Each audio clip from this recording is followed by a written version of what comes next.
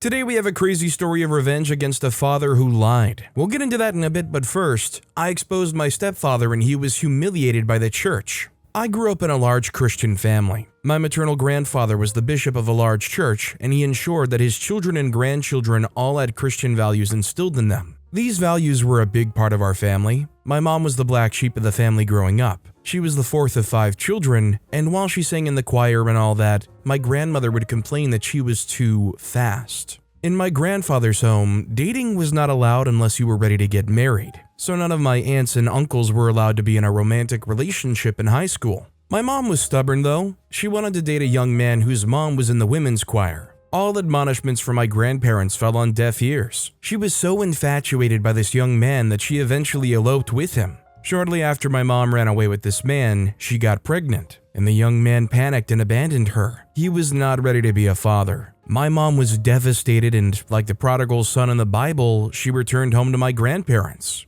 My aunts and uncles have always told me that my mom was my grandfather's favorite child, and I know that to be true because he took her back. He and my grandmother raised me as their child while my mom went back to school. After college, my mom returned to her hometown. She was offered employment in the church, and so she kept on living with her parents until she met my stepfather. My stepfather was at the time one of the youngest pastors ordained by the church. He was very handsome, so naturally many young women in the church flocked around him, trying to seduce him with exaggerated displays of devotion to God and the church. Everyone, including my mother, honestly, was shocked when instead of choosing one of the nice young women in church, this young pastor asked my mother to marry him. My mom was flattered. It was a very traditional environment, so she was a pariah of sorts for being a single mother, having eloped with a man and having a baby at a very young age. In fact, my grandmother told me that one of the elders in the church had suggested to her that my mom marry any of the widowers in the church. She just did not think that any young single man would be interested in someone like my mother. My mom wasn't the only one who was flattered by my stepfather's proposal. My grandparents were too, and so were my aunts. My uncle, on the other hand, didn't quite like the idea. He insisted that the church didn't know him or his roots enough to just let him marry his sister. Truly, no one knew anything about my stepfather. Unlike many of the church members whose roots were known, people didn't know where my stepfather was from or who his parents were. They just knew that he moved to the town, became very active in church, and years later was called to serve. My grandfather didn't care about that. He had complete trust in my stepfather, so he gave his blessings and permitted them to get married. Years later, Grandpa died and another person in the church was elected bishop. My stepdad remained a pastor and was loved by the church. Everyone loved how dedicated he was in church and how he ensured that everyone in his family was just as dedicated. Our lives, my mother and half-siblings, revolved around the church. My stepdad needed everyone to know that he was raising godly children. He was so ambitious that even my mom once admitted to me that his ambition scared her. He wasn't just ambitious, he was obsessed with my grandfather. He knew just how much everyone in the church loved and spoke highly of my grandfather, and he looked forward to the day he'd be a powerful bishop like my grandfather. I saw through my stepdad as a teenager. He wasn't interested in serving or whatever, he was obsessed with power and money. And he knew being the bishop would make him very powerful. Many people worshipped religious leaders, and it wasn't just the church members. Even politicians and celebrities always consulted with them. The problem, however, was that while my stepdad was an angel in the church and other places, he was a deeply abusive father and husband to my mother and half-siblings. Like everyone else, I was fooled at first.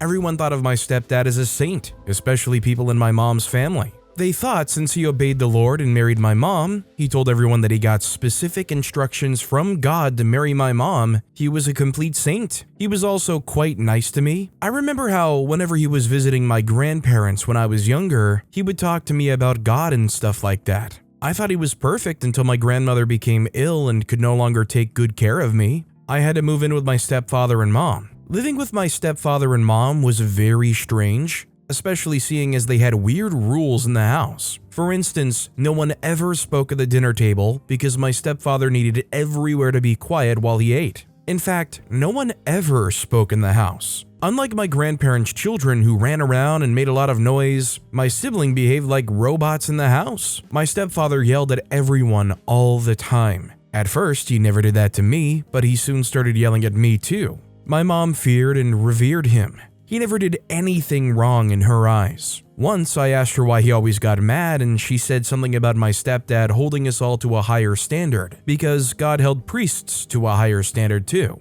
She always defended him, and I always imagined that all the things she said to defend him were things he would tell her before they went to bed. The first day my stepdad hit my mom was a Tuesday afternoon. My mom had found hotel receipts in my dad's pocket while she was doing the laundry. From all indications, he was cheating on her. When he returned from church, she confronted him in tears. I think my mom already knew who the woman he was with was because she kept repeating a name and reminding him that he promised to end his affair with her. My stepdad completely ignored her until she went into the living room and said she was going to call the other woman. My stepdad walked up to her, slapped her twice, and walked upstairs so quietly that he didn't just hit her. I still think that walk shocked me more than the slap. I was shocked about everything that happened that day. How my half-sibling simply looked away like it was the most normal thing for their father to hit their mother. I asked my mom later that evening if that was the first time he'd hit her, and she said yes, but I just knew she was lying. The next day, my stepdad talked at the dinner table.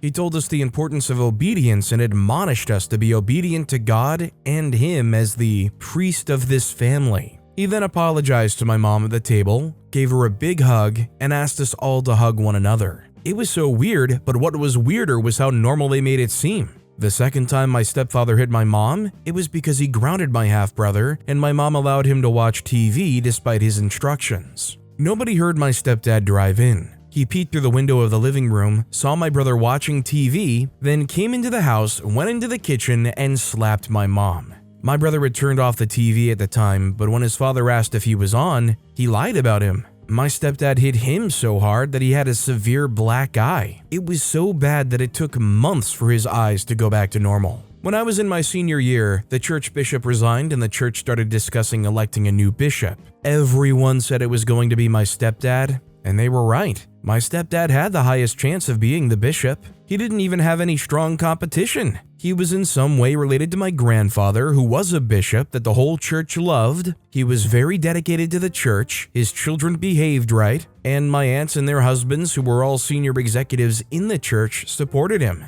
Then I'd become quite indifferent to the things happening in our home. I just looked forward to graduating from high school, leaving home, and leaving our hometown. I was staying away from all the bishop talks and just trying to mind my business when my stepfather hit me. Before that day, he'd never hit me. He yells at me like he does everyone else, but he'd never hit me. I can't remember what we argued about, but I remember that we argued. He was insisting that I did something I didn't want to do, I think, and when he kept yelling, I told him that he wasn't my father. He pinned me to the wall and kept hitting me. For the first time, my mom got mad and she attacked him and he hit her too. The next day, he asked us both for forgiveness and wanted us to lay our hands on him and pray for him. I was not going to engage in that sick stuff he did with his children, so I ignored him and went to school. On my way back from school, I stopped at each of my aunt's houses and told them all that had been going on in our family. I knew my mom hadn't told any one of them. My grandfather was a good man, but he had his flaws.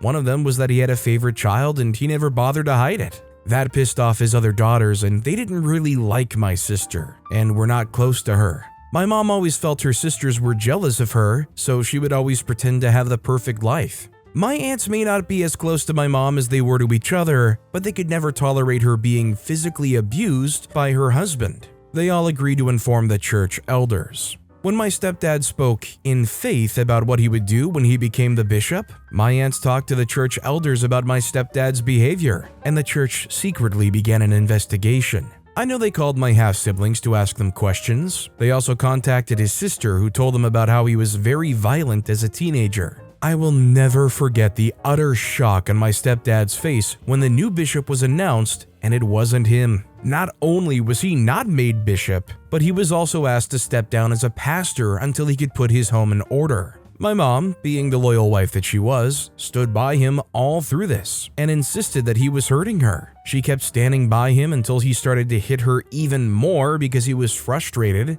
That was how I got back at my abusive stepfather. He lost the church, his wife, and his children. Certainly you got back at him and you capped him as far as the level of power he could amass, But man, is it disappointing to hear that the mom stood by them and continued to allow themselves to be abused by this guy. I mean, at that point, was it just like they feel like they're too far in, that leaving would uproot their life or something? Is it because they're just afraid? I don't know. That said, our next story is selfish actions resulting in ruined friendships. For as long as I can remember, my best friend and I have always had each other's back, and this was majorly attributed to the fact that, for one, we had both gone through some of the major life-altering events in each other's lives. And this has, in more ways than I can explain, helped us get through things together. I am ever grateful for what he's done for me throughout our lives, and I can't ever underplay his importance and value in my life. However, the one thing I would most definitely not stand for is unfairness. Basically, being robbed out of what was equally rightfully mine. And this is a fact that is well known to everyone that has a particular place in my life, most especially him. Anyways, right after the events that had unfolded between the both of us, our friendship of many years ultimately came to an unfortunate end. But then again, although it was quite an unfortunate occurrence, what happened had to have happened, as it was just simply a means for me to get back at him. Although I had to stoop to lengths no one could have possibly ever imagined, I still have no regrets for my actions. Let me take you right back to the very beginning of our story. The story of my childhood best friend, male 32, and I, male 33, and how the selfish actions of one led to the eventual end of our relationship/friendship. My best friend, let's call him Adam, was always with me right from the very moment where we were both still children. We literally grew up in the same neighborhood, and for as long as my memory serves me, and I know it serves me right, and well, he's always been my one and only true friend. Right from the moment where we both were in middle school, right up until recent days, we were practically inseparable. On more cases and occasions than not, people often mistook us for brothers, as there was nothing that they could use in differentiating the both of us from each other. When we were in high school, there were quite a number of events that truly tested the limits and extent of our friendship. But the one event that played the most important role in shaping the both of us into the men we are today was the loss of our fathers. It was one usual weekend in spring, and both my father and Adam's father were invited to a program in Paris, France. And initially, they were both supposed to bring along a +1 for the show, but then again, they couldn't both leave their children unattended to, and without a care in the world, without someone to watch over and oversee our daily activities. And so after a not-so-thorough talk in this matter, both my mother and Adam's mother decided that they were going to stay behind and take care of the kids. The program went exactly as planned, as they were only meant to spend a week, and my father, alongside Adam's father, were supposed to have arrived on time. But then they decided to take an extra 2 days extension, just to explore the city, making use of the opportunity and all. But then again, we never know the exact time or period when disaster might strike. And this has always been something that was way beyond the control of any man, alive or to have ever lived. Anyways, after the second day's extension period that was given to my father and Adam's father, it was finally time for them to come back home. However, this was where everything went completely and totally downhill. Unknown to them at the time, life had other plans for them, as at the time they were supposed to have returned home, they would have done so without any complications whatsoever, but after the sudden extension of their stay there, their return flight back home got involved in a very fatal plane and crashed suddenly and quickly. That was how the both of them lost their lives. The news only came to us the day after, as we were already expecting them the day before, and both their cell phones were totally unreachable. When we heard the news, Adam and myself completely broke down, as we couldn't even begin to imagine what was going on, and why exactly life decided to take the things that really mattered the most, the people that we really loved. Right after both of our fathers' passing, we were never the same. Both physically, mentally, psychologically, academically, and in many other ways. But the one thing that still stood strong through all of these trials and obstacles was our friendship, as we both had each other for comfort, and that was truly what we both needed at the time. We both didn't have many friends outside of each other, and I was totally fine with that. The reason being, I didn't need any other person as my friend when I got Adam with me. Then again, right before we'd gotten to college, we both were still facing some kind of problem or the other, as for the most part, both our fathers weren't in our lives anymore, and both our mothers were trying everything that they possibly could to get us the highest and best education possible, so as to ensure that we both turned out to be successful men, just like our fathers. The only challenge they were facing at the time was financial in nature. Upon checking the fees that they were going to be paying when we both eventually got into college, it was more than being on the high side. It was basically more than what they could have handled. At some point, my mother even tried to convince me about taking a break for a while. Probably getting a job just to assist her with the bills and all, seeing as I was already old enough to start working on my own, and I was almost considering this. Not until Adam brought up a possible solution to our problems at the time, and this was the option where we could take a scholarship exam, which would give us an even better option. And after presenting this option to both our mothers, they were really open to the idea, and they fully supported us through this. To cut the long story short, the entire process of applying for the scholarship exam, preparing for the scholarship exam, and actually taking the scholarship exam took a total of 6 months. And right after those long and exhausting 6 months, the results were finally out, and thankfully all of our hard work had successfully paid off. And we were both granted admission into the college of our choosing on a fully paid scholarship due to our excellent performance on the exams. This was like a dream come true. 6 months ago, we could have never possibly imagined that something like this could happen to us, and luckily it did. And we were out to make sure that we made the best out of the opportunity that we were given. Life in college was also as interesting as life back in high school, the only difference being that this was on a more advanced level, and an even more advanced playing field. Following our admissions, we spent every single free time we had trying as much as possible to stay ahead of the class, in basically everything. We wanted to truly make use of the opportunity that we were given, and that was what we did. As at the end of our college life, we both graduated with distinction, basically some of the highest scores in the entire school, even though we were both in different disciplines. What was left at this point was just to secure a steady and well-paying job, so that we could take full care of our mothers. Thankfully, we were able to do so to an extent, and to an extent, I quite literally mean this in the sense that we were able to get considered for a job opening. Now, this is where things start to get serious real quick. So as at this time, we were both looking at a job opening at one of the most prestigious companies in the vicinity. And seeing as we'd continuously been applying for various openings for quite some time now, following this, there was kind of a dispute going between the both of us to see who exactly was going to apply for the position and who wasn't, as this was beginning to seem like something that would benefit us greatly. The only problem was, we couldn't decide exactly what position we were going to apply for,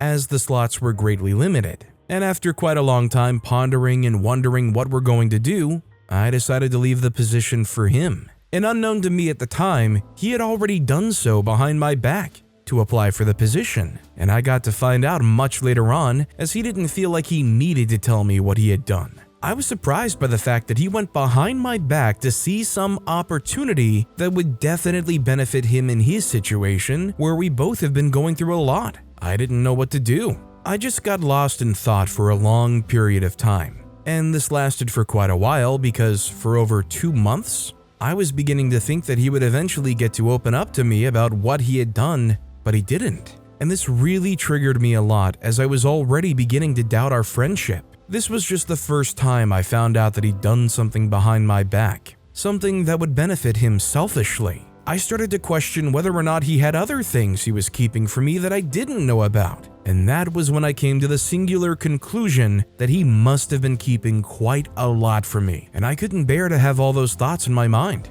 Then one day, when I was mentally prepared to question him about his actions, his reaction truly shocked me, as I could not have believed he would talk to me in the manner in which he did. He fired back at me when I confronted him about what he had done by saying that we all needed to live for ourselves, and that things were not going to be as easy as they once were. He told me that I needed to get a life for myself, and that I should stop pestering and hovering around him every single time. This really got to me, and for the first time in my life, I truly felt like I was not wanted, and by my best friend no less. I didn't know what to say or do to him at the time because I truly felt pain, and I wanted him to feel the exact same way that I felt. I thought long and hard as to what I would do to him by deciding to bide my time, and with patience until the perfect opportunity presented itself. Little did I know that I was going to be waiting for a long period of time, but thankfully the wait was all worth it, as I eventually got to pay him back for what he had done.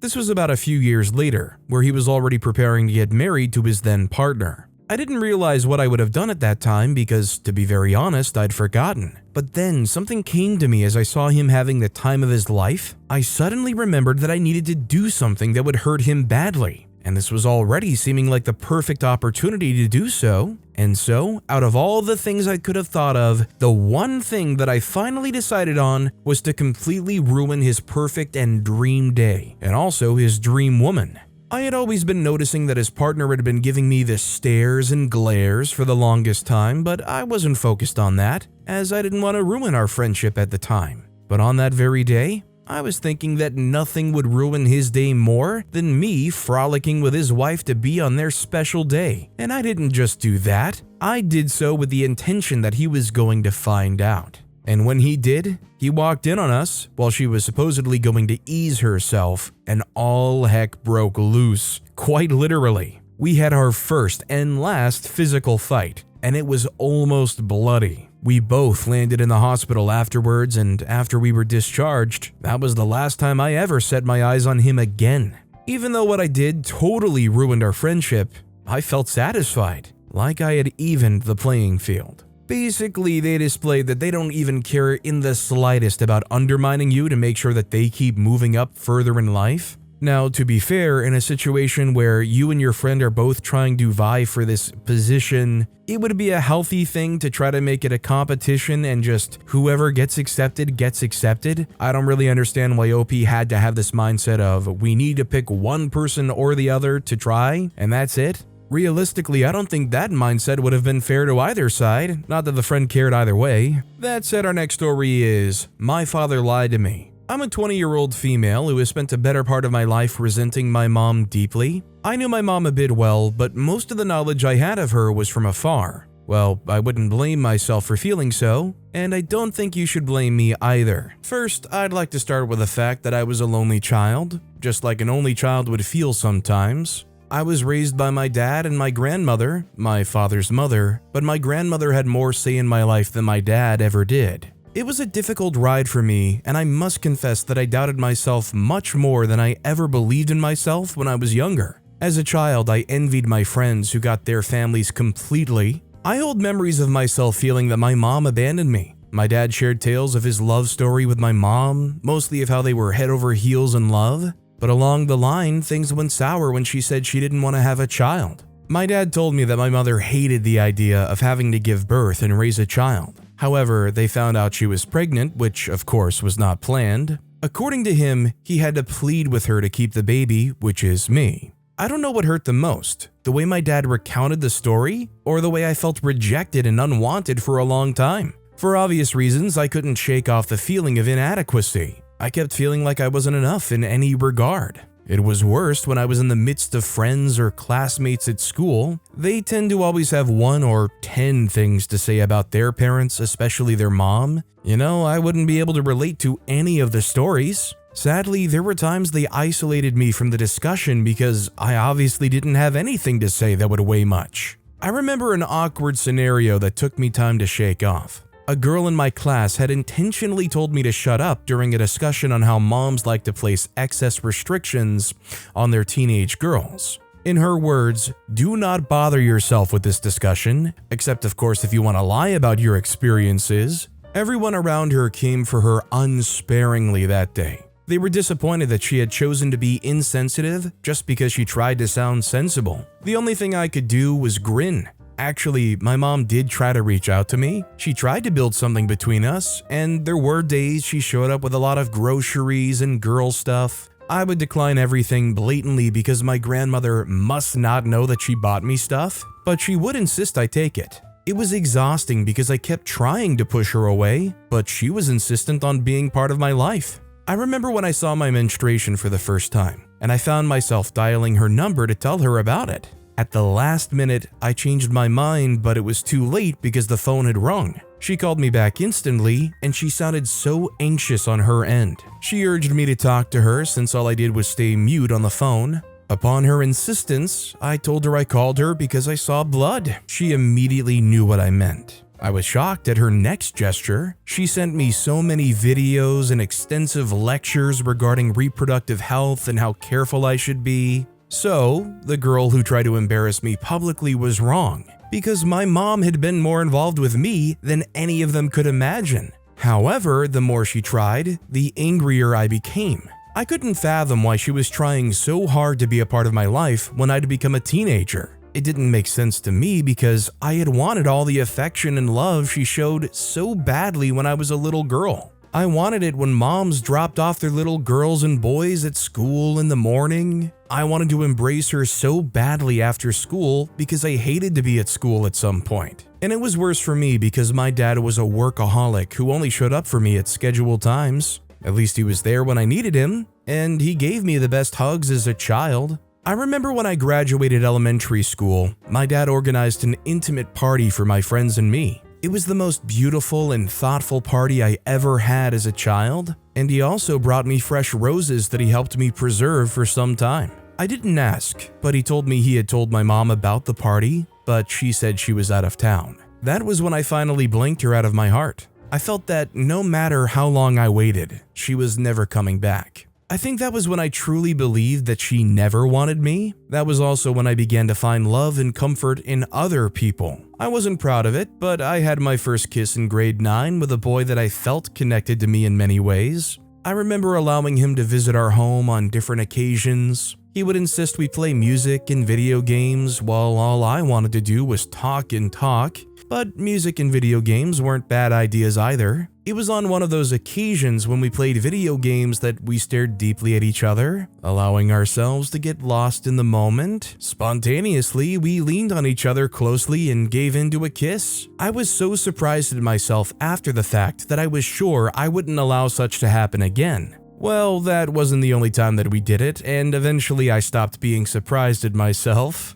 Eventually, I did have to wonder if my mother would accept me in the future, or why she didn't accept me in the past. Neither did I allow the void in my heart to linger. In no time, I realized that I'd built a wall around my heart against my mom, and I stopped looking forward to the times we would have a girl-mom relationship. Eventually, my grandmother had helped me feel that love and attention, but I liked to stay away because she loved to come off as overprotective. Not to sound too judgmental, but I knew my grandmother wasn't an accommodating woman. She liked to have her way with everyone, and she was the person who controlled my dad the most. And there was something about her that irked me, but for a long time I couldn't place it. My dad literally couldn't do anything without consulting my grandmother or seeking out her opinion. I liked to stay away from her, but my dad made sure that I was stuck with her on several occasions. She chose everything for me, from the school I went to the clothes I wore, to the people I visited. When I started bringing my friends home, I made sure I was discreet enough to keep them away from my grandmother because I knew she would say something offensive about them.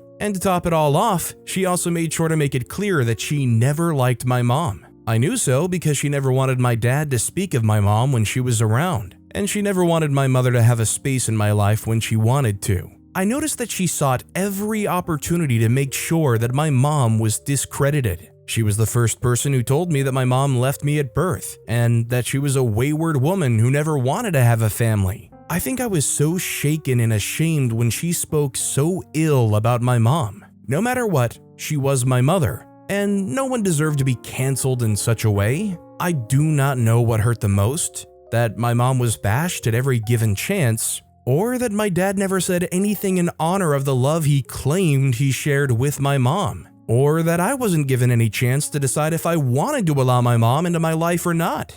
Eventually, I was grateful that I left home for college. For the first time, I had true freedom, and I could think with my head. I was also grateful that all the weight of resentment towards my mother had dissipated. I was grown, and I'd learned to give people grace. Again, my mom tried to reach out to me in college, and for the first time in almost 20 years, I obliged. She traveled all the way to Texas to see me, and I decided to appreciate all the efforts she'd made over the years. We sat together in a restaurant in silence for a long time. I think she was too shocked to be right in front of me, and I was too surprised to see how far we'd come. She broke down into tears, and she let out all the emotions she had hoarded for so many years. Then, from nowhere, she began to tell me that she didn't leave me because she wanted to. She said she was forced to leave me because my grandmother, my father's mother, had never approved of her relationship with my dad. She was young, naive, and confused. She told me that she shared something beautiful with my dad, but he was too weak to fight for their love. I looked at her blankly. To be honest, I had hoped that all my life, the tales of my mother's rejection were false. I had cried myself to sleep on different occasions, wondering why I had such a tag on me. Then there was my mom telling me I'd been told a lie for the 20 years I had lived. It was so much for me that I ran out as fast as my legs could take me. My mom came after me and we made a spectacle on the street. When I found my voice, I asked her why it took her so long to tell me her own truth. She told me that I was young, and she couldn't forgive herself for not fighting strongly against my grandmother. I hugged my mom deeply, even though I wasn't sure I had forgiven her. We held each other for a long time, more like we were too afraid to lose each other again. Suddenly, I'd remembered that my dad and my grandmother had told me a different story about my mom, but I didn't understand if my dad joined my grandmother to tell a lie when he knew the truth. However, I remembered that he allowed my grandmother to have too many stakes in his life. He often gave the impression that he was a weak man who wasn't capable of making decisions for himself. So I decided to believe my mom. It was a sad realization for me for a long time. I put a call across to my dad and my grandmother, and neither of them denied what my mom had said because I made it clear that I would no longer allow myself to be manipulated. They were surprised to see how bold I'd become.